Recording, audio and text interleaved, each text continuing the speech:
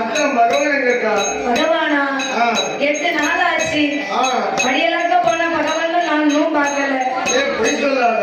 ஏமா உண்மையத்தான் சொல்லுவேன். 8 நாள் ஆச்சுங்க. ஆமா சொல்லாம எப்படி போவாரு? என்ன சொல்லிட்டு தான் படியலாக்க போனேன்னு போனாரு. சரி 8 நாளா நான் கைலாசம் திரும்பி வரல. அந்த பகவான் மட்டும் இப்ப இருந்தாருன்னு வச்சுக்கோ. என்ன செய்வேன்? அவர் அப்படியே தூக்கி சரி கசைக்கு காத்துல ஊதி விட்டுருப்பேன். அதான் பகவான் இல்லல்ல கோபத்துல வந்திருக்கேன் பகவான் மேல. அப்படியா? சரி அந்த மனுஷன் போனா போட்டோம். மனிதத்திற்கே ஒரு குழந்தை. ஆமா அது யாரு குழந்தை? என் பிள்ளைதான். ஏக்கா பொய் சொல்லாத.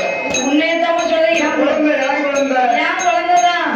நான் போன மாசம் வரும்போது நீ சும்மா தானே இருந்த. ஆமா ஒரு மாதத்துல எப்படி உனக்கு குழந்தை பிறந்தது? படக்குன்னு தந்துட்டு போன பகவான் தான் இருக்காங்கல்ல.